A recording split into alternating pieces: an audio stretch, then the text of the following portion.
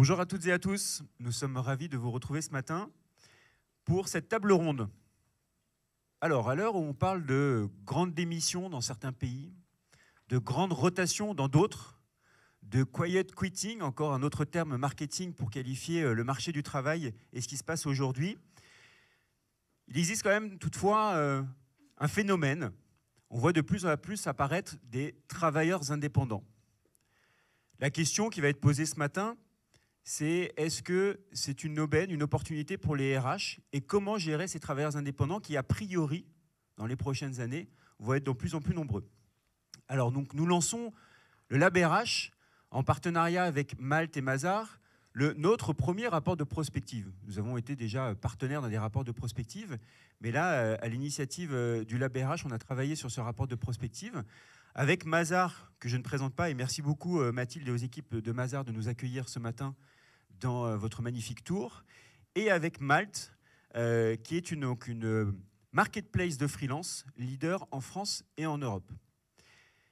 Alors ce matin, pour parler de ce sujet, j'ai 4 invités. Déjà Mathilde Lecause, qui est DRH France de Mazars, mais également présidente du Lab RH. J'ai également Tristan Davzac, qui est fondateur de Territoire Humain et expert des mutations du travail, donc assis juste à la gauche de Mathilde. Un peu plus loin, donc Claude Monnier, qui est DRH de Sony Music. Et enfin, Reda Mahfoud, qui est General Manager France, donc pour Malte. Bonjour madame, bonjour messieurs. Et dans les règles du jeu, pour information, nous allons faire cette table ronde pendant une durée à peu près de 40 minutes. On va essayer de tenir le timing. Et vous aurez 20 minutes de questions-réponses à la fin pour pouvoir échanger avec nos intervenants. Alors, ce rapport est une véritable radioscopie d'un point de vue des acteurs RH sur le sujet du freelancing. Avant, Tristan, de nous en dire plus sur le fond, pourriez-vous nous dire comment vous êtes pris pour le produire? Et on a un problème, c'est qu'on n'a qu'un seul micro, donc il y aura un petit temps de latence. Alors merci Alexandre. Bon, c'est la première fois que tu me tutoies, donc que tu me vois, pardon. Donc je suis un peu perturbé, mais bon, je vais essayer de répondre à ta question. Bonjour à tous. Eh bien, comment je m'y suis pris? D'une manière assez classique, mais surtout assez profonde. D'abord, en allant faire de la brasse coulée sur Internet et ailleurs pour analyser, récupérer, recenser à peu près 200 sources. Alors quand je dis 200 sources, ça veut dire quoi? Ça veut dire des recherches, des études, des rapports autour à la fois du freelancing, de l'usage du freelancing par les entreprises, des stratégies d'open talent, etc., etc. Et ceci à la fois en France et également à l'étranger, car c'est toujours très inspirationnel d'aller chercher ce qui se passe ailleurs que dans notre beau pays. À la suite de ça, et avec l'aide de l'ensemble des partenaires à ce rapport de prospective, une trentaine d'entretiens, à la fois avec, bien entendu, des DRH, dont Claude à ma gauche, mais également avec donc des experts du freelancing, des experts de l'open talent, des avocats, puisqu'il y a une dimension évidemment on va dire compliance, juridique, légal, donc des avocats, également des représentants d'organismes de recherche et d'institutions. Et puis enfin, quelque chose qui prend entre guillemets le plus de temps, c'est du jus de cerveau, de l'analyse, de la synthèse, des échanges pour ensuite écrire ce rapport qui fait une centaine de pages. Voilà. Merci Tristan. Alors en effet, vous l'avez compris, je ne l'ai pas précisé tout à l'heure, c'est que bien évidemment ce rapport de prospective Lab RH Mazars Malte a été rédigé sous la houlette de Tristan, ici présent, en tant qu'expert. Tristan, alors je vais te tutoyer, bien évidemment, on se connaît suffisamment bien, et je vais vous tutoyer tous, si vous me le permettez, ce matin. Tristan, alors on a compris la méthodologie, mais peut-être un regard plus global, ton rapport d'étonnement macro sur ce phénomène du freelancing et des open talents.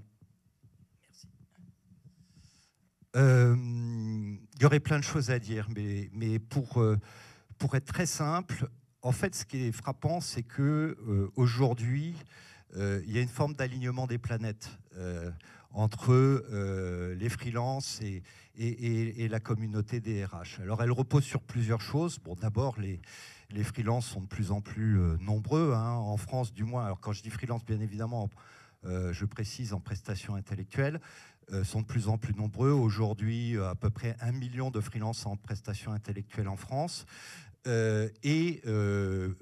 En termes de prospective, si on se réfère à certaines analyses, a priori, plus 50% à l'horizon 2030, juste pour vous donner un cadre de figure.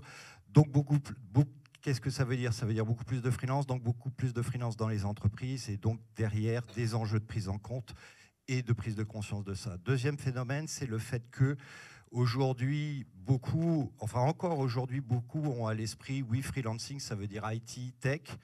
Mais en fait, aujourd'hui, les domaines de l'IT et de la tech, c'est quoi? C'est 30% à peu près de la population des freelances. Ça veut dire quoi? Ça veut dire que là aussi, ils interviennent dans des fonctions de plus en plus larges, que ce soit RH d'ailleurs, achat, vente, finance, etc. Et donc, il y a un enjeu là aussi qui est que, par comparaison avec le domaine de l'IT globalement géré, pour faire simple, hein, avec des ESN, une direction d'achat, un manager de services informatiques, et bien là aujourd'hui on a des freelances qui sont partout. Ça veut dire quoi? Ça veut dire qu'il y a aussi là un enjeu pour les DRH de se dire il faut que j'accompagne mes managers par rapport à ça. Ce qui rejoint le troisième phénomène, c'est quoi? C'est des équipes hybrides, donc la nécessité d'accompagner les managers, à la fois de les accompagner sur comment on fait fonctionner des équipes hybrides avec des freelances, comment on accueille, on accompagne des freelances, et puis aussi des enjeux de compliance par rapport en particulier à la question de la subordination. Troisième point qu'on pourrait citer, c'est, vous le savez tous, des parcours professionnels de plus en plus hybrides. Alors on sait tous, on va, enfin pas moi c'est trop tard, mais exercer 30 métiers dans notre vie professionnelle, on va changer X fois d'entreprise, mais au-delà de ça, c'est aussi le passage d'un statut à l'autre. Ça veut dire quoi? Ça veut dire qu'une personne qui est votre collaborateur aujourd'hui sera peut-être freelance demain. Une personne qui est freelance aujourd'hui sera votre collaborateur demain. Et ça renvoie à un certain nombre de questionnements et que m'ont clairement exprimé les DRH. Et je finirai avec un point, c'est bien entendu les enjeux d'attractivité et de pénurie de talent et qui du coup conduisent les DRH, la communauté DRH à adresser en fait d'une manière beaucoup plus large les talents et pas simplement et pas seulement en termes de recrutement de CDI. Je prends juste un exemple qui me vient d'un entretien que j'ai eu avec une des personnes que j'ai interviewées, me disant, discutant avec un directeur commercial, quand je postais une annonce, dit le directeur commercial, pour un poste de commercial, j'avais 50 réponses il y a à peu près 3 ans. Aujourd'hui, j'en ai 5.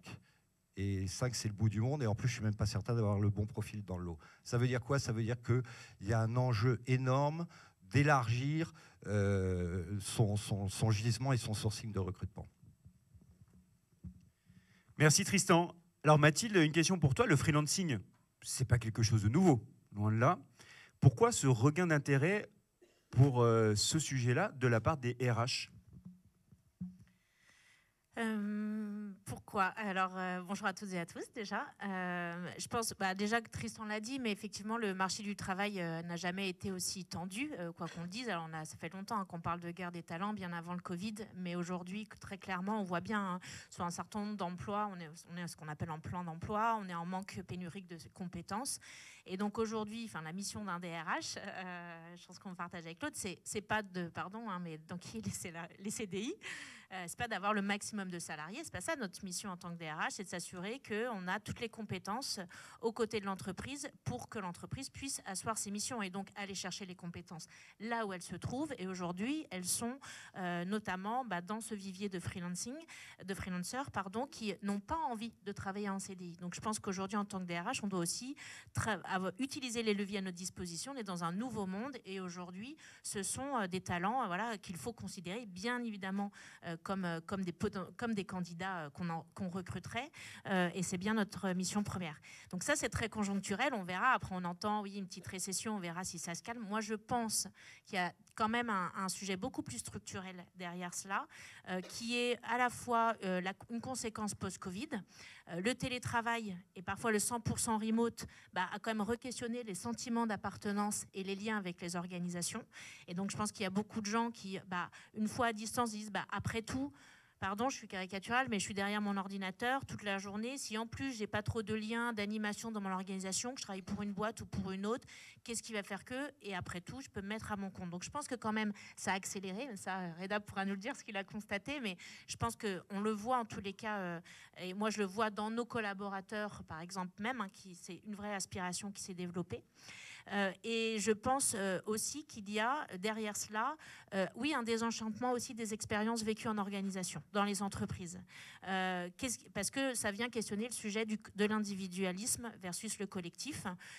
Et je pense que parfois, le collectif, il est parfois privatif de droit, il est parfois contraignant, il se veut parfois exclusif. Pardon, c'est un peu comme en amour, désolée pour le méchant parallèle, mais voilà, quand même, il y a ce sujet-là aujourd'hui. Et donc, quand on a testé une relation managériale, par exemple, toxique, quand on voit pas le sens à son travail, eh bien, je pense que le freelancing est une des aspirations. Il se trouve qu'en 2019, donc bien avant la crise, Mazars a fait une enquête sur la génération Z et avait questionné ces jeunes sur la manière dont ils se projetaient dans le milieu du travail. Le premier résultat, on les a questionnés sur quel type d'entreprise vous aimeriez rejoindre, le résultat le plus partagé, c'était être mon propre patron. Alors on va se dire, super, est-ce que une nouvelle génération d'entrepreneurs. Alors c'est être son propre patron, c'est pas toujours être chef d'entreprise et créer de l'emploi, c'est être auto-entrepreneur. Et derrière cette réponse-là, il y avait vraiment une quête de sens, c'est-à-dire en fait, quelque part aujourd'hui aussi, le freelancing, c'est le fait de pouvoir toucher du doigt immédiatement le fruit de son travail. Je pense qu'il y a un vrai sujet sur la répartition de la valeur, comment on n'est pas noyé parfois aussi dans le collectif. Et se lever le matin et être indépendant, auto-entrepreneur et se dire, en fait, tout l'argent que je crée, c'est vraiment le fruit direct de mon travail. Il y a vraiment une notion, je pense, de valeur créée et de valorisation de soi-même et de son impact. Merci Mathilde. Donc je comprends que finalement ces tendances ne sont pas complètement nouvelles et que ça s'inscrit, alors à l'époque on parlait de slashing aussi, le freelancing s'inscrit dans la continuité du slashing, c'est ça, et après cette fameuse quête de sens, le fait de vouloir travailler dans un collectif et plus de mettre de manière individuelle. Effectivement, je pense que ça fait un moment et le slashing a déjà fait avancer la notion d'exclusivité. Si on regarde souvent le salariat, c'était exclusif. Chez Mazars, on avait comme un bon cabinet d'audit et de conseil financier des clauses interdisant la double activité qu'on a fait sauter du coup depuis 2019. Aujourd'hui, on autorise, on a même dans nos contrats un paragraphe qui autorise le cumul d'emplois. Ça, je pense que c'est un véritable enjeu aujourd'hui. Après tout, un contrat qui se voulait être protecteur devient en fait un lien de subordination qui veut contrôler.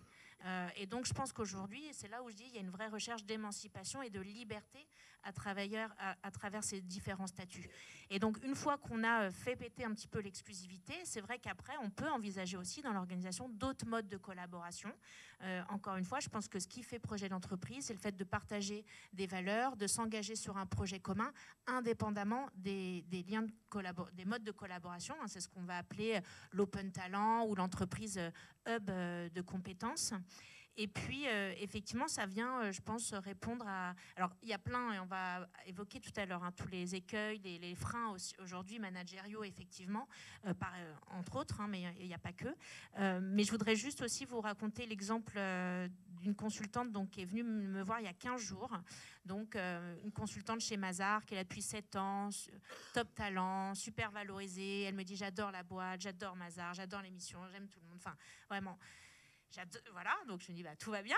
Elle me dit mais en fait je viens de voir parce que je sens que je suis actuellement, ça rejoint ce que Tristan a dit, à un moment de ma vie en ce moment où j'ai besoin de reprendre un peu le pouvoir sur ma gestion du temps, ma manière de m'investir dans le travail. En fait, quelque part, parfois le collectif, surtout quand on est engagé, on va venir le subir parce qu'elle me dit, en fait, aujourd'hui, j'aimerais modérer mon temps de travail. J'aimerais, par exemple, travailler 3 jours par semaine, voilà, avoir plus de temps pour moi, pour mes enfants. Je dis, on peut penser à un temps partiel. Elle me dit, non, parce qu'en fait, je suis tellement engagée dans le collectif que parfois, quand il y a un coup de bourre, quand tout le monde est sur le pont, je me culpabilise, en fait. Et que quelque part, c'est intéressant comment le lien de subordination et le contrat de travail, quelque part, se dit, on est redevable. C'est comme si elle se sentait redevable et que du coup, elle avait du mal à reprendre le pouvoir en fait sur sa vie. Et j'ai trouvé ça intéressant de dire, en fait, donc on a parlé des nouveaux modes de collaboration, en disant que, comment elle se sentirait plus libre et pour autant tout aussi engagée, ça c'est extrêmement important. Et le fait de pouvoir l'autoriser et même l'accompagner, je pense que ça a même renforcé son sentiment d'appartenance à Mazars. Et c'est pas elle n'est pas déloyale en voulant quitter le statut de salarié. C'est vraiment une manière pour elle, voilà, de modérer différemment son investissement. Et je pense que voilà, c'est ce qui incarne aussi les enjeux d'aujourd'hui et ce qu'on a à traiter dans les entreprises. Merci Mathilde. Alors Reda, en tant que responsable de cette marketplace de freelance, est-ce que tu peux nous en dire un peu plus sur les personnes qui sont touchées par ce phénomène? Tout à l'heure, Tristan évoquait le domaine de l'IT et ce qui les pousse à épouser ce type de statut. Bonjour à tous. Et, effectivement, c'est la question peut-être qui est au cœur du réacteur de Malte. On est une plateforme de freelance. On a 300 000 freelances aujourd'hui inscrits sur Malte. Et donc, quelque part, la dynamique de ces dizaines de milliers de personnes et le type de profil et puis potentiellement la génération en dit long sur les dynamiques presque sociétales de ce phénomène. Alors, qui sont-ils? Nous, on observe deux choses. C'est que déjà, c'est presque tout le monde. Tous les métiers qui peuvent faire l'objet de missions, de projets, de logiques qui sont constituées par des livrables, in fine, sont des potentiels candidats au freelancing. Et une fois qu'on s'est dit ça, ce qu'on observe, c'est que les métiers traditionnels de l'IT, du marketing, effectivement, sont toujours portés par ces phénomènes d'attractivité liés au freelancing. Et ce qui se développe très fortement, c'est aussi les métiers du conseil, c'est les fonctions support, les fonctions RH, vous l'avez dit tout à l'heure, la partie achat également, sont de plus en plus des fonctions qu'on trouve comme des missions potentielles au freelancing. Deuxième effet qui est assez intéressant, c'est les générations. On a aujourd'hui une moyenne d'âge dans notre population de freelance qui est stable dans le temps, autour de 35-40 ans. Mais ce qui est intéressant, c'est qu'on voit une pyramide qui s'élargit à la fois avec beaucoup plus de jeunes profils qui se mettent en freelance. Et donc, quelque part, ça veut aussi dire qu'il y a une prise de risque plus forte ou peut-être quelque part une quête de sens plus forte aussi. Et puis les générations seniors, entre 50 et 60 ans, aussi sont de plus en plus présentes dans le monde du freelancing, dans des missions de management de transition ou de mise à disposition d'expertise, souvent industrielle ou autre. Ça, c'est sur le panorama d'ensemble de qui sont-ils. Et puis ensuite, qu'est-ce qui les pousse? Ça a été dit, je pense, à plusieurs reprises, mais nous, l'analyse qu'on en fait, c'est qu'il y a deux effets qui sont très indépendants, mais qui jouent très fortement en faveur du freelancing. Il y a un premier effet qui est lié à la personne, qui est très sociétal, qui est très lié presque à l'individualité des personnes, des salariés, des anciens salariés qui cherchent cette fameuse quête de sens, le besoin en flexibilité. La notion de télétravail est devenue presque structurelle dans la manière de travailler. Donc tout ça est évidemment très favorable au monde du freelancing, mais je ne m'attarde pas plus là-dessus parce que je pense que ça a été abordé avec pas mal de précision. La deuxième partie, en revanche, qui est assez forte, qu'on observe très fortement, c'est ce qui est poussé par les entreprises. Et ça, c'est peut-être un peu moins tangible, mais ce qu'on observe aujourd'hui beaucoup, c'est que les entreprises, elles cherchent de la flexibilité. Il y a le sujet de la pénurie de profils, évidemment, mais pas que. Il y a aussi une recherche de profils experts. Il y a un besoin pour ces entreprises d'innover. Et là, pour le coup, c'est presque mathématique. Pour innover, on a besoin parfois de personnes qui viennent de l'externe. Et on a souvent aussi besoin d'un peu de rotation. L'exemple qu'on a bien donné, c'est celui du monde de l'IT. La durée moyenne d'une compétence IT, d'une techno-IT, c'est 5 ans. Donc ça en dit long sur le besoin en rotation dans le temps et donc la nécessité de faire appel à des expertises externes. Et ça, c'est de plus en plus prégnant. Et enfin, la chose qui rend tout ce phénomène encore plus structurel et presque irréversible, c'est ce qu'on observe autour de nous. Quand on regarde le marché américain, on compare au marché français. En France, le taux de travailleurs non salariés, il est de 12%. C'est d'ailleurs aussi présent dans le rapport. Aux États-Unis, il est de 30% avec une projection à 50% en 2027. Donc, si on prend les courbes, qu'on tire le trait et qu'on prend ce que je viens de vous dire juste avant, c'est-à-dire l'effet très structurel de ce phénomène-là, très personnel, quête de sens d'un côté, et pour les entreprises, besoin en flexibilité, en compétitivité qui ne risque pas de ralentir, ben on voit combien il y a quelque chose qui pousse, une fois de plus, dans les deux sens, avec une logique qui n'est pas que franco-française. Merci Reda. Alors avec la particularité, c'est qu'en France, on est soumis à des contraintes légales, juridiques assez fortes, peut-être moins prégnantes aux États-Unis. Donc est-ce qu'il ne va pas avoir un effet limitatif? On le verra peut-être dans les questions qui seront abordées tout à l'heure. Claude, DRH de Sony Music, accompagné par son collaborateur fidèle. Le propre de ton métier dans la musique, c'est de jongler entre des permanents. Alors, je ne sais plus quel est le terme exact, hein, tu préciseras, et puis des personnes qui contribuent plus ou moins ponctuellement au projet de Sony Music. Pour toi, quel est l'apport justement de ces freelances à un collectif? Merci beaucoup. Bonjour à toutes et à tous. Il s'appelle Smart, et je ne vous promets pas qu'il va rester comme ça 5 minutes. Il est jeune, lui. Donc Sony Music, c'est effectivement 3 populations distinctes qui sont nos artistes, avec lesquels nous avons des typologies de contrats différents. Des permanents, donc des personnes qui ont un contrat à durée plutôt indéterminée ou déterminée mais de durée assez longue, et les intermittents, avec tous les régimes spéciaux que vous connaissez pour la population des intermittents. Donc ça induit une animation d'un écosystème qui est quand même assez divers, pour ne pas dire hétérogène, et que depuis 10 ans dans cette maison, il m'a fallu moi désapprendre la relation que j'avais au contrat de travail, telle qu'elle a été présentée tout à l'heure par Mathilde, où je pensais qu'un corps social, c'était les personnes qui avaient signé un contrat à durée indéterminée, on se débrouillait avec les compétences qu'on avait, et avec de la formation, on arrivait à accompagner l'évolution du marché, de l'entreprise, etc. Là, le fait qu'on ait des artistes et des intermittents m'ont amené à m'intéresser à ce qui se passait finalement en dehors de l'entreprise, surtout que dans la musique, on passe moins de temps tous ensemble avec unité de temps, de lieu d'action, que répartis partout sur les salles de concert, les studios, les plateaux de télé, et les festivals et plein d'autres choses. Donc sur cette base-là, il a fallu que la fonction RH s'interroge sur comment on pouvait accompagner ces différentes populations. Et on s'est aperçu qu'il y avait presque autant de vérité que d'individus. D'abord parce que artistes et intermittents ont des talents qui caractérisent leur vie professionnelle. On n'est pas sur des compétences plutôt académiques, on est vraiment sur d'autres choses.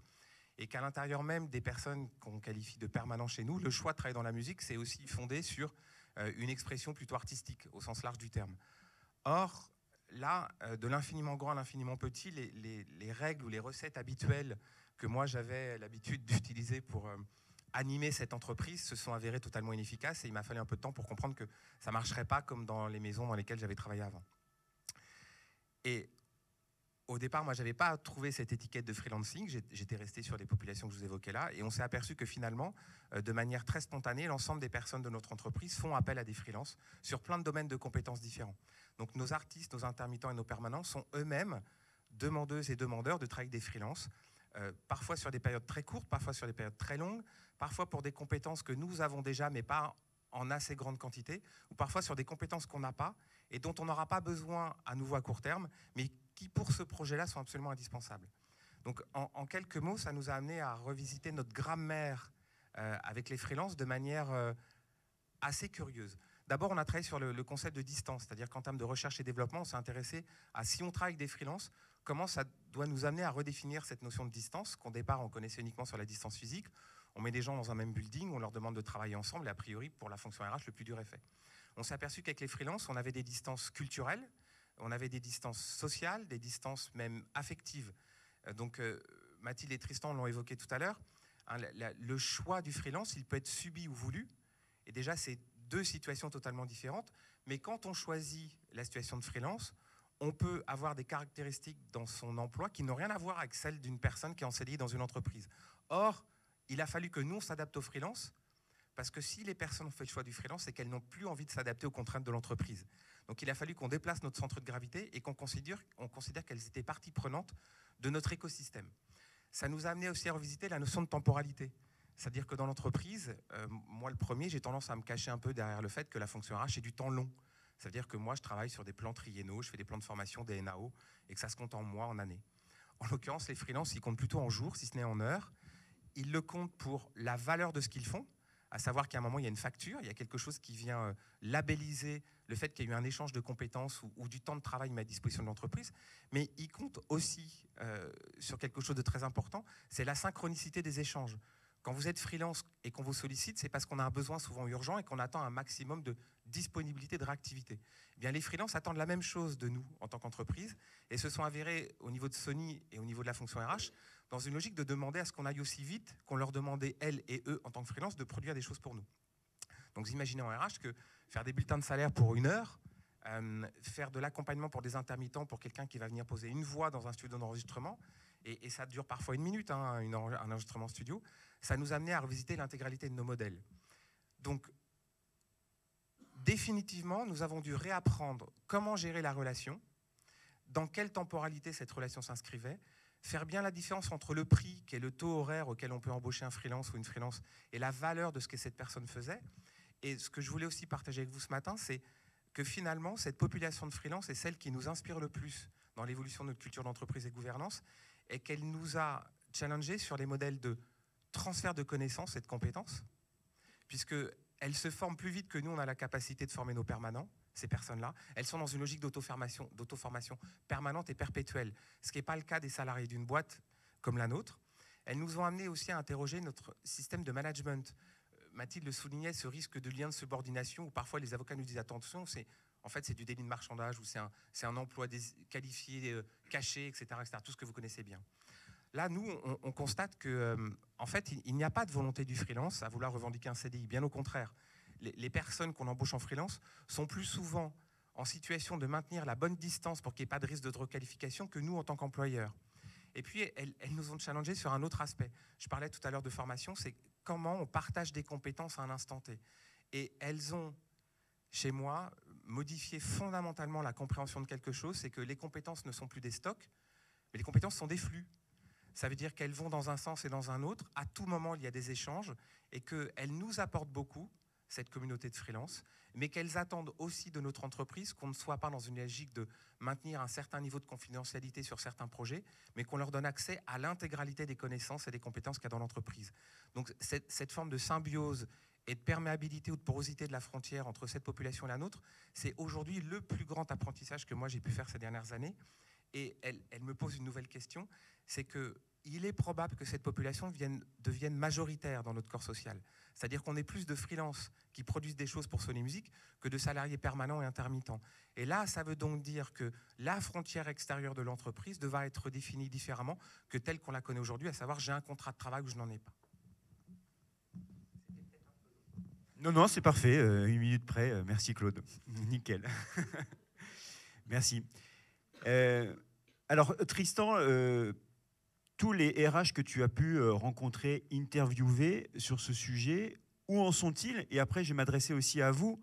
Alors Mathilde et Claude, vous êtes très certainement dans des réseaux de DRH et vous allez peut-être nous témoigner sur vos connaissances, et Reda aussi par rapport à ce qui se fait aujourd'hui sur la marketplace. Alors donc Tristan, où est-ce qu'en sont les RH aujourd'hui? Alors Claude est très en avance, juste précision par rapport à ça, à la fois en termes de réflexion et d'organisation. Ce qu'on peut dire aujourd'hui, c'est que effectivement, la prise de conscience dont on a parlé tout à l'heure, de là découlent des modes d'organisation et des débuts de modes d'organisation pouvant aller jusqu'à, pour certaines entreprises, sans qu'elles le sachent peut-être même elles-mêmes, des stratégies open talent, entreprise étendue, appelez ça comme vous voulez. Je noterai quelques points dans ces modes d'organisation.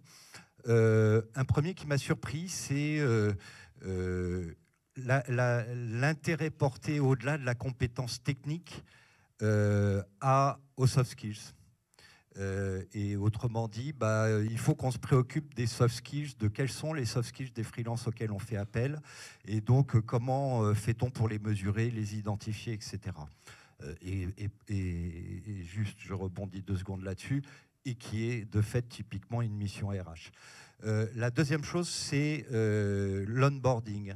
alors plus ou moins structurées. Il y a des entreprises qui vont très loin et des DRH qui vont très loin dans les modes d'organisation en fonction du temps, de la durée justement d'ailleurs de la mission, mais donc sur des processus d'onboarding de plus en plus sophistiqués. Au passage, le Covid étant passé par là, je pense qu'il y a eu un effet d'accélération, ou si ce n'est en tout cas d'accélération, mais de facilitation, parce qu'on le sait tous, beaucoup d'entreprises ont été du coup conduites à faire de l'onboarding virtuel ou à distance, et donc qui finalement se prêtent tout à fait bien également à la population des freelances. Je note juste un point par rapport à l'onboarding, avec notamment une dimension importante, c'est d'expliquer, au-delà là aussi de c'est là, l'ordinateur il est ici, le mot de passe c'est truc, c'est quoi les valeurs de l'entreprise, c'est quoi l'objectif de l'entreprise, en sorte que réellement le ou les freelances s'intègrent parfaitement dans les modes d'organisation, le fonctionnement et surtout je dirais la cible, l'objectif donné par l'entreprise. Troisième point, je l'ai un peu abordé tout à l'heure, c'est l'accompagnement des managers, clairement. Hein. Il faut qu'on accompagne nos managers. On accompagne nos managers avec là aussi des process plus ou moins aboutis, mais en tous les cas sur c'est quoi la conduite d'équipe hybride, c'est quoi la relation que je dois développer avec ces équipes. Et dans certaines entreprises, je pense à Ecovadis par exemple, avec des guides sur justement comment on doit procéder, comment on doit accompagner. Et puis, on a commencé à l'aborder, juste un point sur, enfin pas juste un point, c'est tout un chapitre dans le rapport, mais sur ces fameuses stratégies Open Talent. En fait, ces stratégies Open Talent, c'est quoi, pour essayer de faire simple? C'est d'abord de savoir de quoi on a besoin, quels sont les besoins, de quelles compétences, par rapport à quoi, quel profil. Et une fois qu'on s'est dit ça, qui est une forme en fait de GEPC ou GEPP, mais avec vraiment la notion de prévisionnel, se dire, et en face de ça, j'ai des collaborateurs en place, j'ai des recrutements possibles, j'ai de la mobilité envisageable, j'ai de l'intérim, j'ai du CDD, j'ai du freelancing, et ensuite de mettre ça au regard d'une équation qui est rapidité, temps, expertise, attractivité. Est-ce que je vais attirer en CDI ou est-ce que je ne vais pas y arriver et du coup je prends en freelance? Et donc d'être avec des DRH qui sont réellement chefs d'orchestre en fait d'une stratégie de compétences, enfin de toutes les compétences. Si vous voulez intervenir, hein, vous autres, sur les questions que je pose à chacun d'entre vous, n'hésitez pas. Mathilde, tu as évoqué tout à l'heure le terme d'Open Talent et c'est revenu aussi. Est-ce que tu peux nous en dire un peu plus de cette idée d'entreprise Open Talent? Moi, c'est plutôt l'image que j'ai quand j'essaye d'imaginer l'entreprise aujourd'hui, mais même dans 5 ans, dans 10 ans. Effectivement, les évolutions sociétales, moi, je pars du principe qu'on ne peut pas lutter, enfin, en tant que DRH, qui sommes-nous, pour pouvoir dire, ah bah non, ça ne va pas fonctionner comme ci, ou ça va s'arrêter. Voilà. Donc, j'aime bien. On peut voir ça comme des contraintes, et on peut voir ça comme à chaque fois une opportunité. Pour moi, en tout cas, quand je pense l'organisation Open Talent, c'est de dire qu'en fait, demain, et ça nécessite de penser compétences à tous les échelons, aussi à tous les moments de vie d'un point de vue RH, sur l'ensemble de la chaîne de valeur, quand on recrute, quand on staff, quand on prend les missions, et non plus passer, voilà, j'achète du temps des gens, hein, parfois on peut croire que c'est ça le contrat de travail, et qui fait qu'après, indépendamment des modes de collaboration, on va créer des collectifs à partir agréger des compétences qui ont envie de s'engager autour d'une mission. Donc ça veut dire quoi ? Je pense que ça nécessite d'être une pensée entreprise et écosystème étendue, donc extrêmement ouverte sur l'extérieur. Et surtout, par exemple, donc dans un cabinet de conseil, si je prends pour être très pragmatique, c'est-à-dire que demain, donc on a des équipes qui s'occupent des staffings, des missions par rapport à ce qu'on vend à nos clients. Et en fait, on va pouvoir composer des équipes avec des collaborateurs reconnus pour des compétences. Mais derrière, est-ce qu'on sait si c'est un CDI, un indépendant, un part-time, à slasher, en fait, quelque part, on s'en fout. On s'en fout. Ça veut donc dire d'un point de vue RH, oula, effectivement, comment on fait de la marque employeur à 360. Donc ça veut dire de façon extrêmement large. Comment on va payer. Donc comment on est équipé, parce que il y a peu uniquement voilà la manière dont on fait des payes aujourd'hui, la manière dont on va onboarder, acculturer, former.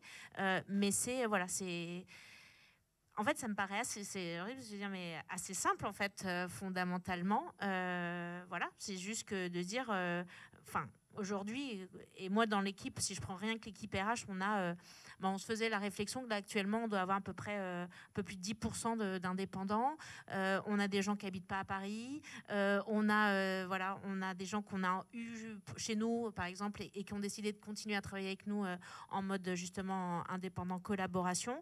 Et en fait, on ne sait pas forcément, et d'ailleurs nos collaborateurs de chez Mazars, quand ils parlent à la DRH, ils ne savent pas forcément que ce n'est pas des gens qui sont embauchés en CDI. Ils ont un email, ils ont leur PC Mazars, ils ont leur même mission, on les présente comme des collaborateurs. Alors ça complexifie effectivement, parce que je me rends compte que ça nécessite opérationnellement d'accompagner surtout les gens qui sont en CDI, pour le coup, en salariat.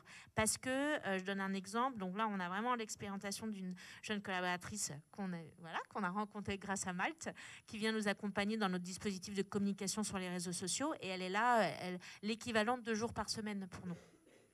Et on se voit plutôt sur le long terme comme ça, parce que justement, on se dit, elle a des compétences particulières que j'ai pas besoin, d'avoir un plein de temps dans l'organisation, ça fonctionne bien, etc.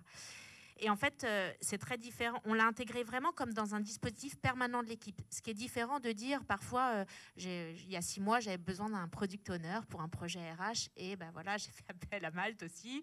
Et voilà, là, c'était une mission donnée. Il y a un début, il y a une fin. C'était assez lisible, en fait. Là, Cindy, donc cette collaboratrice, elle a vraiment intégré l'équipe.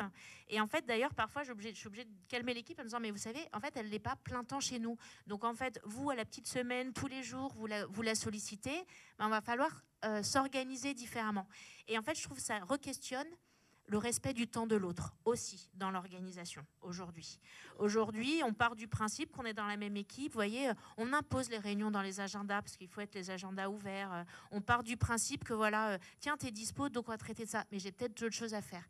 Et c'est intéressant parce qu'avec la collaboration avec Cindy, du coup, on est en train de reprendre conscience qu'on va peut-être anticiper. Son temps, c'est son temps. Et elle a décidé de travailler pour nous sur ce laps de temps-là. Donc, est-ce qu'on a anticipé? Est-ce qu'on lui a partagé les aimants à temps? Et voilà. Et le reste du temps, c'est pas qu'elle fait rien. Elle bosse. Alors là, c'est facile. Elle bosse pour d'autres entreprises, mais elle pourrait bosser pour elle, avoir un projet personnel, etc.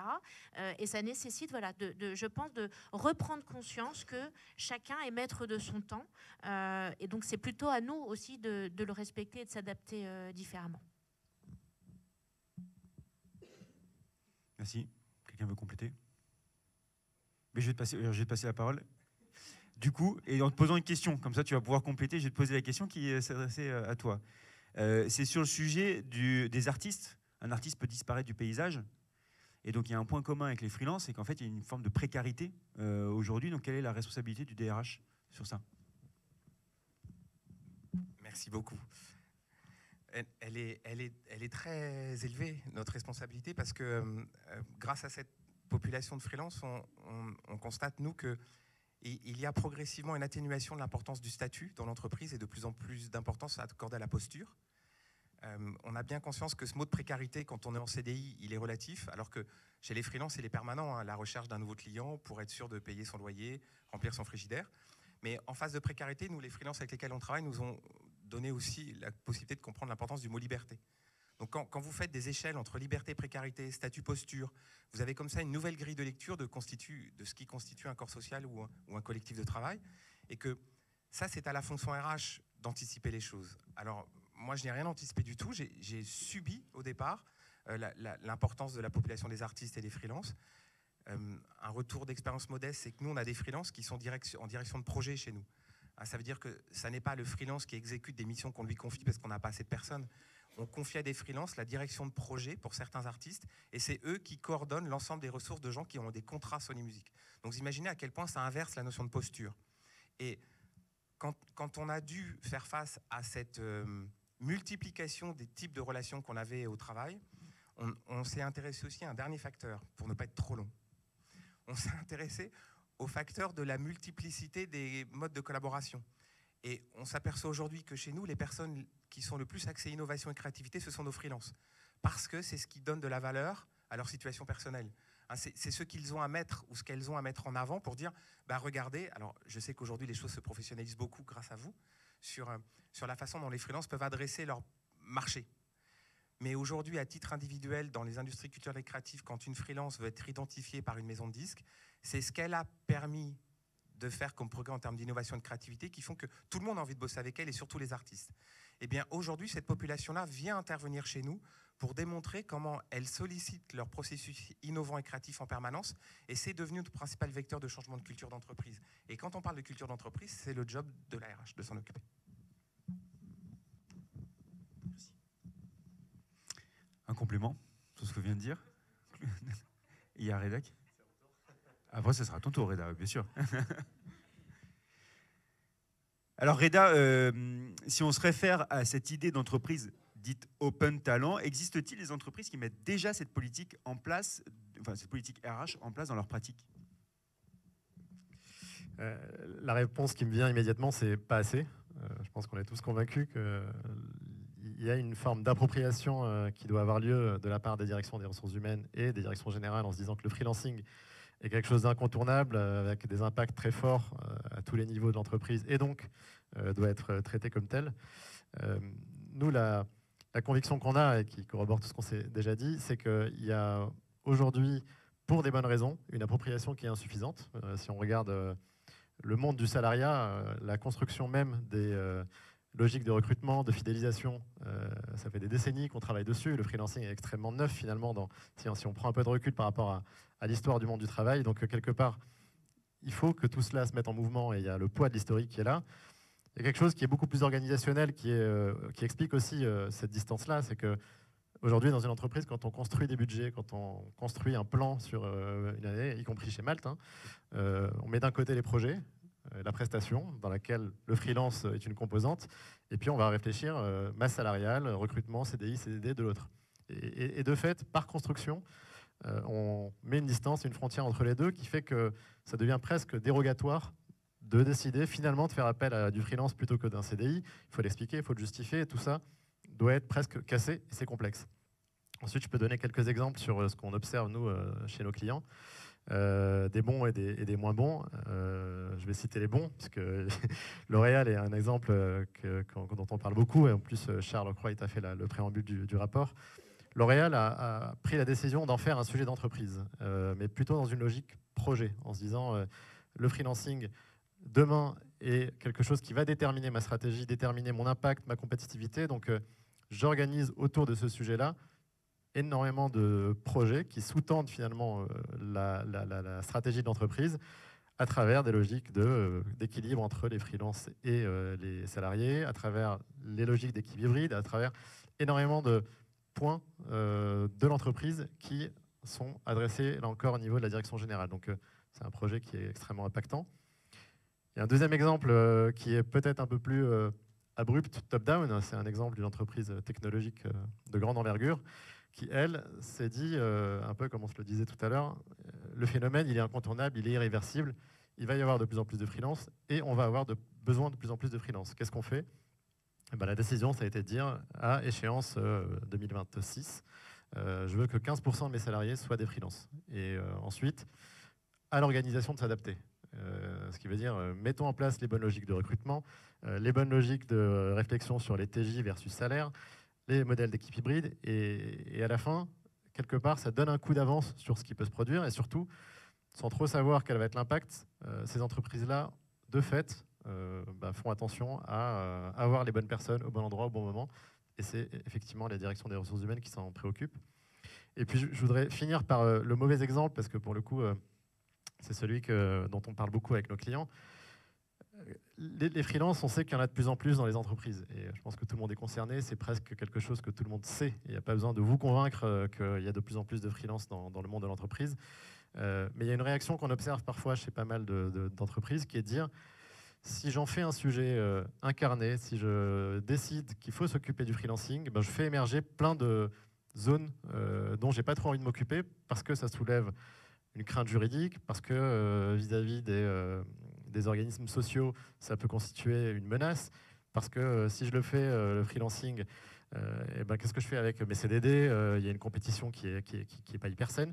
Et donc, je préfère ne pas trop m'en occuper. Et le jour où il faut des freelances, ben, c'est pas grave. Le développeur ou le project owner dans telle entité ou telle filiale, il sera recruté par un directeur qui prendra cette décision seul avec son budget.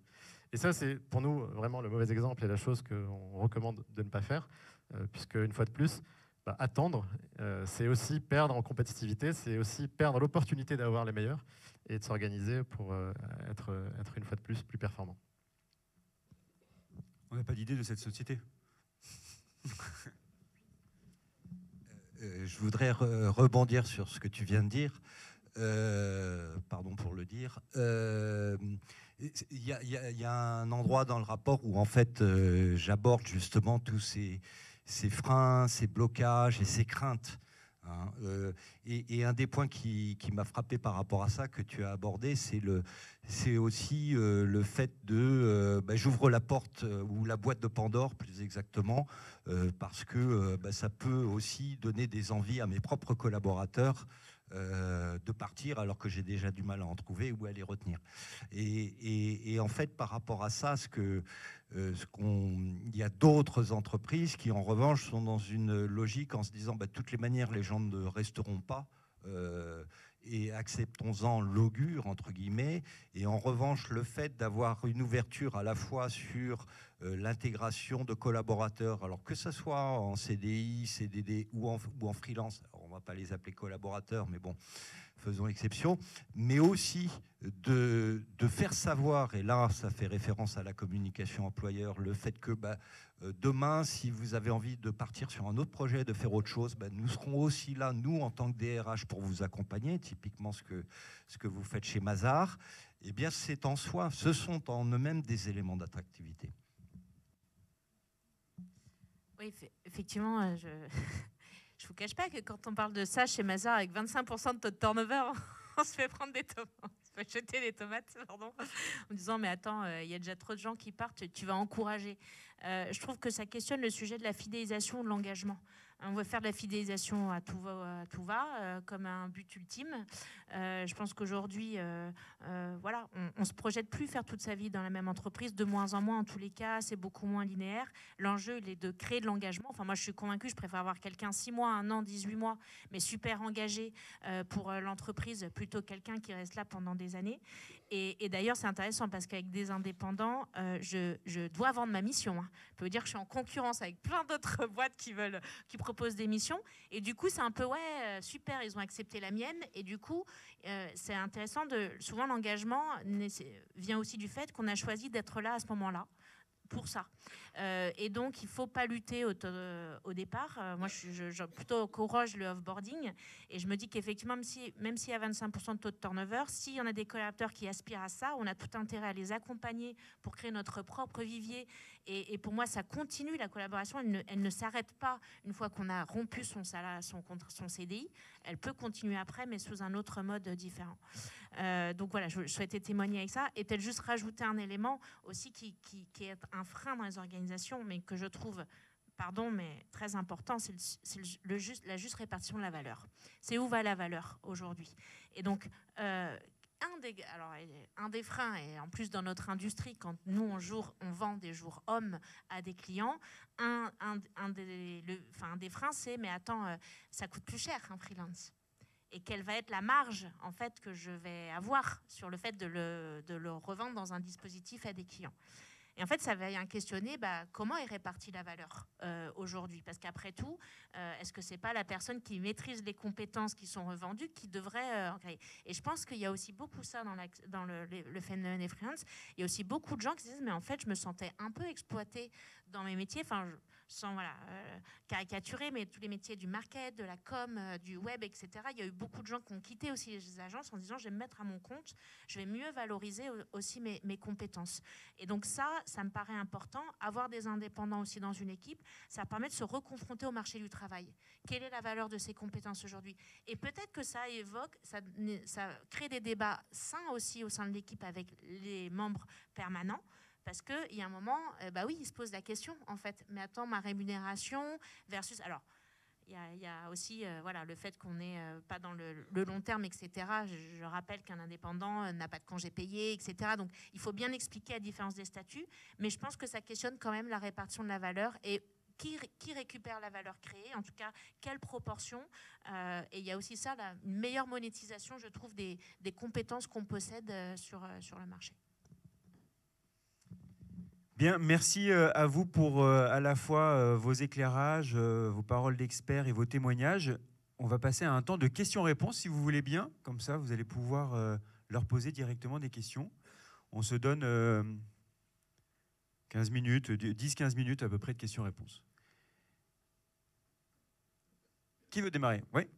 Alors, je vais apporter le micro.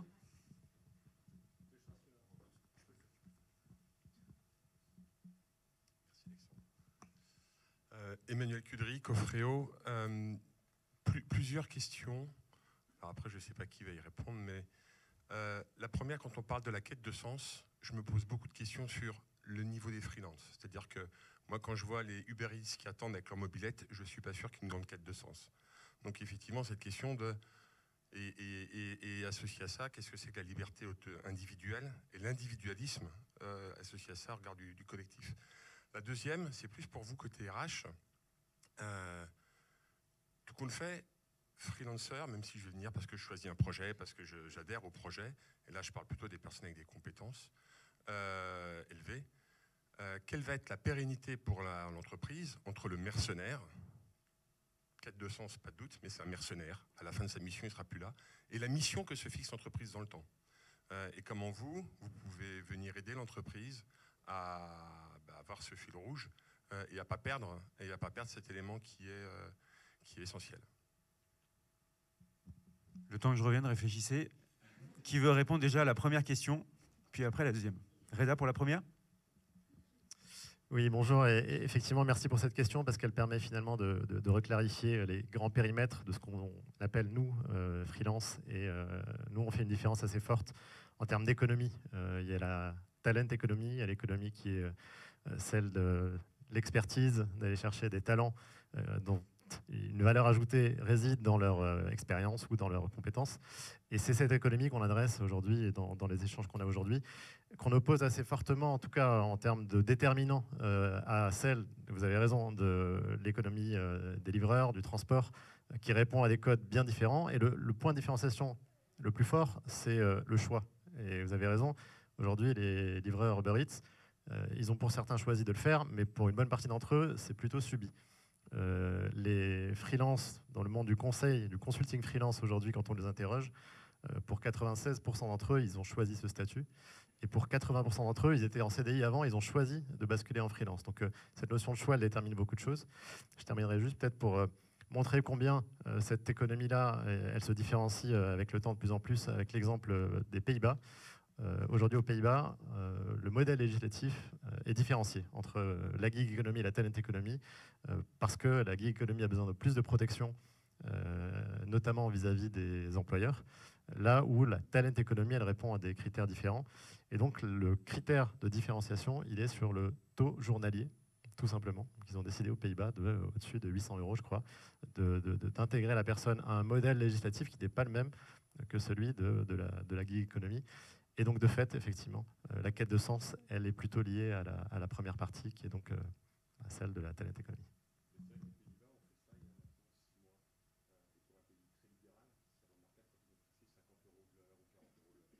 Exactement. Tout à fait. Ça la différencie, en tout cas, effectivement.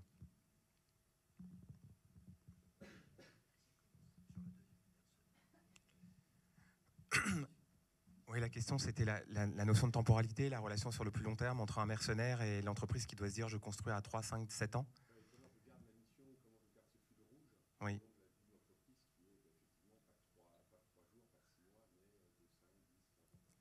Alors, moi, je ne vais répondre que pour l'industrie musicale, parce que c'est là aussi un modèle très particulier. On est sur un fonctionnement par projet. Ça veut dire que quand un artiste ou une artiste veut sortir un album, toute l'entreprise se mobilise pour un album, donc un projet. Ce qui veut dire que j'ai parfaitement conscience que dans l'univers dans lequel moi je travaille aujourd'hui, il y a des conditions temporelles particulières qui sont très favorables à cette perméabilité entre différents statuts. Une entreprise qui fabrique des choses sur le très long terme avec des process industriels très longs, je pense que ça réinterroge, non pas à titre individuel, la relation entre le freelance et l'entreprise, mais ça doit interroger notre modèle sociétal, qui est la différence entre des systèmes par mutualisation et répartition d'un côté et par capitalisation de l'autre. Aujourd'hui, si la croissance du nombre de freelances dans le monde économique est forte, il va falloir qu'on s'interroge sur la façon dont on les sort d'une certaine précarité. Mathilde l'a dit, hein, pas de congé, pas de mutuelle, et en cas de pépin personnel, il n'y a pas de parachute, contrairement à quelqu'un qui est a priori en CDI.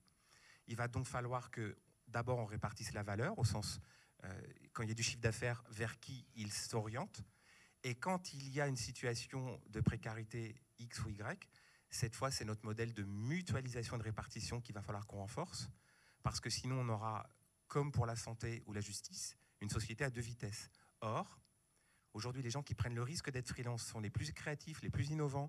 Ils ont une approche très prototypée du monde du travail parce qu'ils savent que c'est leur valeur intrinsèque qui est en jeu. Alors que parfois, on peut se réfugier derrière l'entreprise en disant « Moi, si j'ai un pépin, c'est Sony Music qui paye ». Eh bien, si on continue par cette évolution démographique et de l'organisation du marché du travail, je pense que cette fois, c'est la société, et je vais prononcer un gros mot, ce sont les politiques qui vont devoir s'interroger sur ce sujet-là. Moi, je ne connaissais pas l'évolution des Pays-Bas, mais je pense qu'avant la fin de ce quinquennat en cours, il va falloir que le monde politique et le ministre du Travail se penchent sur cette situation-là.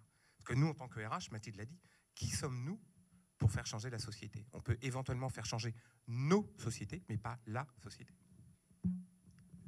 Je me permets du coup de rebondir sur deux choses par rapport à ça. Alors une première sur le point que tu viens d'aborder, Claude, sur on va dire et les États là-dedans, qu'est-ce qu'ils font. J'ai eu des échanges très intéressants avec un juge italien qui s'intéresse beaucoup à ces questions de travail indépendant, etc. Et qui me disait, en fait, en Italie, alors qui, pour l'instant, a un système qui est grosso modo comparable à celui qu'on a en France à l'égard des indépendants.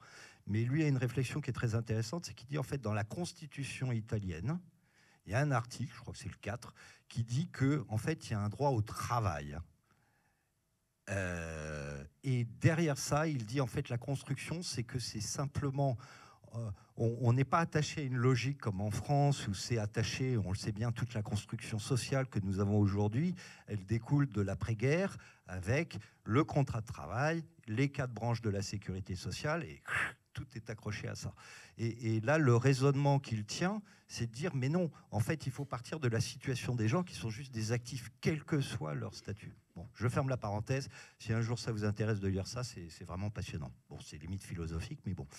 Le deuxième point par rapport à ce que vous souleviez, ce qui est intéressant, donc mercenaires, mission de l'entreprise, etc., c'est qu'on voit des entreprises aujourd'hui qui se disent « Ouais, bon, alors j'ai un tel ou une telle qui est venu travailler chez moi, ou pour moi plus exactement, pendant alors 15 jours, 6 mois, etc. » Mais finalement, cette personne a très bien fonctionné avec l'entreprise, a bien fonctionné avec les équipes, évidemment a bien réalisé sa mission.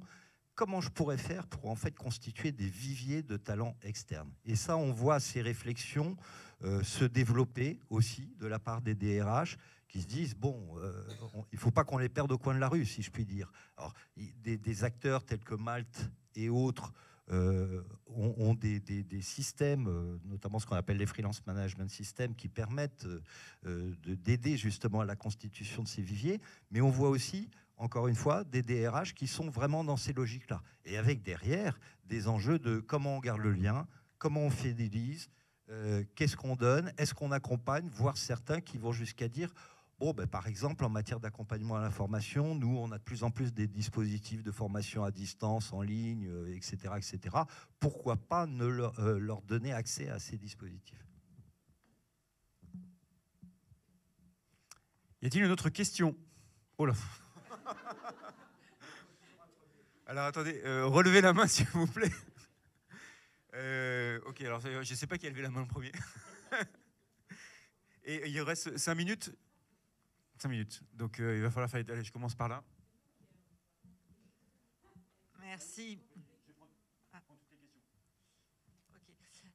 Bonjour Florence Eloi, Ubicus. Alors vous avez abordé le sujet de la compliance et du risque de requalification, aussi des possibles changements législatifs, mais pour l'instant c'est vrai que l'environnement législatif n'est pas forcément favorable, notamment lorsqu'il s'agit effectivement d'accompagner un salarié qui souhaite, parce qu'il a besoin de plus de temps, devenir indépendant. On voit que la jurisprudence montre qu'il y a un vrai risque de requalification. Donc, je voulais savoir comment vous gérez cette situation.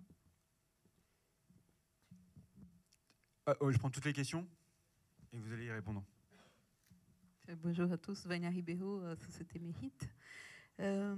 Sur la question justement de la loi, on sait qu'on vit dans un pays du droit latent et qu'on légifère la pratique. Donc, je pense que la responsabilité du coup des entreprises est importante sur la question de la précarité. Ce qui me fait penser par rapport à la question de constituer des viviers, qui est super importante et intéressante, le fait justement peut-être de prévoir des mutuelles et de traiter la précarisation ne pourrait pas être un facteur d'attractivité pour ces viviers de talents. Et je pense que les sociétés, comme vous l'avez dit, ont une responsabilité là-dessus. Bonjour, Ségolène Chinet-Mal. Claude, vous parlez de la distance culturelle qu'on peut avoir avec les freelances. Et justement, je me demandais en regard de ça s'il y a capacité, du coup, pour les entreprises, en passant par les freelances, de faire rentrer des profils plus variés, plus atypiques dans l'entreprise, sans la barrière du moule un peu de la culture, alors que ça peut être... et donc de l'acceptation de la différence. Est-ce que c'est quelque chose que vous voyez dans les freelances que vous recrutez? C'est aussi une question pour Mathilde.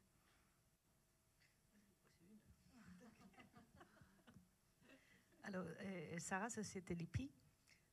Ma question, c'était sur justement quand on constitue une équipe hybride, comme on est en train de le visualiser pour demain. Actuellement, est-ce que vous avez une notion de pourcentage entre les CDI et les freelances qui nous amène à l'harmonie?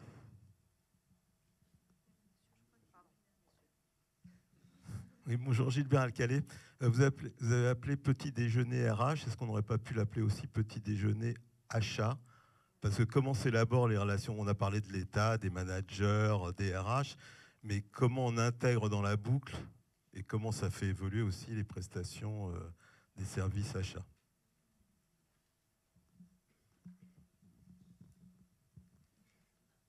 Bonjour, Antoine Guettinet, School Lab. Moi, j'avais une question sur les relations sur ces relations, sur ces logiques de fidélisation. Je voulais savoir à qui revient le rôle de créer cette relation. Est-ce que c'est plutôt aux entreprises en propre, se créer une communauté de freelance, ou plutôt aux plateformes? Bien, ça fait pas mal de questions. Alors, vous n'allez pas répondre de manière individuelle à chaque personne, mais essayez de synthétiser, prendre la parole sur toutes les questions qui ont été posées. Qui veut se lancer? Bon, moi, je vais répondre sur fidélisation. Alors, d'abord, sur la question de la mutuelle par rapport au vivier, là, je crois que pour le coup, ça risque de poser un problème. Ou alors s'ils sont des négociations pour compte de tiers, entre guillemets. Cela étant dit, il y a beaucoup de plateformes qui proposent en fait des tarifs négociés pour les freelances en matière de mutuelle. Je pense que les leviers, enfin d'après les discussions que j'ai pu avoir, sont plus, encore une fois, de l'ordre de montée en compétences, entretien des compétences, et puis aussi tout simplement raconter ce qui se passe dans l'entreprise, même si la personne n'y est plus. L'autre aspect, oui, pourquoi c'est pas un petit déjeuner achat? Parce qu'en fait, en tout cas dans les grands groupes, et c'est une des raisons de ce rapport, dans beaucoup de grands groupes, ce sont les achats en fait qui s'occupent du freelancing et pas les RH. Alors je me suis pas étendu sur les raisons pour lesquelles les RH ne s'y sont pas ou ne s'y intéressent pas tant que ça. en particulier par rapport aux enjeux de risque. Mais en tous les cas, enfin, c'est quelque chose qui est abordé dans le rapport. Mais donc voilà, donc du coup on l'a appelé petit déjeuner RH. Mais peut-être que demain on fera les achats, parce que comme les RH auront pris le dessus sur le sujet, du coup les acheteurs seront très malheureux et il faudra qu'on écrive un. Mais du coup ça se passera peut-être pas dans le cadre notamment du Lab RH. Je vais juste compléter la question de Gilbert et la réponse de Tristan. Effectivement, le sujet achat, il est central, il est presque historique, mais ça rejoint ce que je disais tout à l'heure. La logique de prestation est associée au freelance comme elle est associée à l'achat d'une mission dans un cabinet de conseil. Donc la comparaison, elle se fait sur ce plan-là. Et c'est un risque, justement, qu'on veut mettre sous contrôle, parce que qui est mieux positionné que les RH pour savoir comparer les talents externes, les mobilités internes et le besoin en termes de compétences, c'est effectivement les RH qui sont les mieux positionnés. Les achats vont avoir une logique plutôt prestation, mission avec des donneurs d'ordre internes. Et la réponse que nous, en tout cas à Malte, on pousse beaucoup, c'est qu'il faut que ces gens-là travaillent ensemble. Et je parlais de L'Oréal, c'est bien l'exemple de L'Oréal, c'est que achat, RH doivent se mettre d'accord et la construction d'une organisation et des roadmaps, elle doit se faire ensemble pour choisir correctement les bonnes options.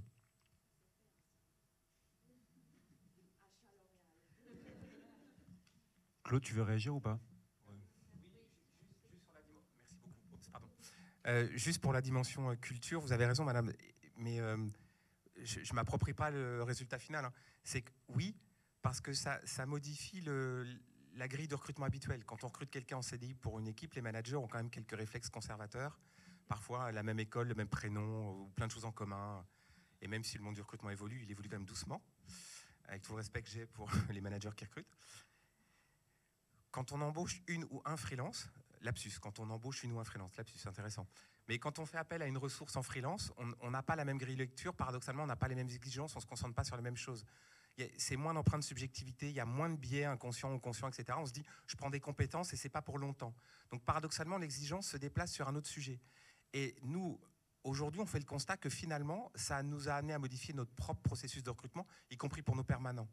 Mais c'est un effet d'aubaine, parce que j'y suis strictement pour rien. J'en suis heureux, mais vraiment, c'est par pragmatisme en fait, que notre culture d'entreprise elle évolue.